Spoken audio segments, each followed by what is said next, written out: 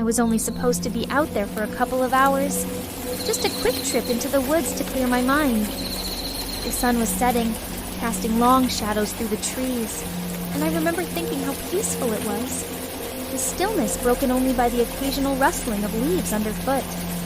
I'd been there dozens of times, a secluded patch of forest near my hometown, untouched by the modern world. But that evening, something felt off. It started with a sound, barely audible at first, just the faintest echo of a voice carried on the wind. I paused, straining to listen, but the whispering stopped as suddenly as it had begun. Shaking it off as my imagination, I continued deeper into the woods, the path familiar yet suddenly foreign. As I walked, the sense of unease grew. The woods, normally full of life, seemed unnaturally quiet. No birds, no insects, just the crunch of leaves beneath my boots. And then, I heard it again, closer this time. A voice, low and indistinct, with a murmur in the dark. My pulse quickened as I scanned the trees, searching for the source. "Hello?" I called out, my voice trembling more than I'd like to admit. There was no response, just the cold breeze winding its way through the branches. I pressed on, heart pounding, telling myself it was nothing. Just the wind, a trick of the mind. But then, the voice returned louder, clearer, my own name, whispered from somewhere just beyond my sight. Panic surged through me. How did they know my name?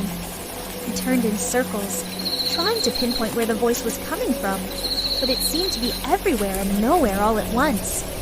The shadows deepened, the trees closing in like a living wall, and I realized with a start that I was no longer on the path. I tried to retrace my steps, but the woods had changed. The once familiar landmarks twisted and strange. My breath quickened, cold sweat trickling down my spine. Every step I took seemed to echo back at me, the whispers growing louder, more insistent. Then I saw it, a figure in the distance, half hidden in the gloom. Relief washed over me. I wasn't alone. I stumbled toward them, calling out for help, but as I drew closer, the figure didn't move. They just stood there, unmoving, silent. My steps slowed, dread creeping in. Something was wrong. The figure was off. It was the shape of a person, but the details were all wrong. Blurry, shifting, like looking through water. And those eyes, empty, hollow, staring right through me. "Who are you?" I whispered, my voice barely a breath. The figure tilted its head, a sickening mimicry of human motion, and I heard my name again, clear as day, right in my ear. But the figure's lips never moved. I ran. I don't know how I found the path again, but I ran like my life depended on it. The whispers chasing me, my own voice calling out from the dark. The trees blurred around me, the cold air burning my lungs. I didn't stop until I burst out of the woods, collapsing onto the dirt road that led back to town.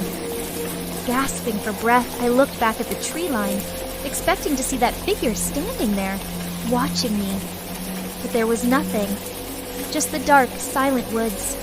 I've never gone back to those woods, and I never will.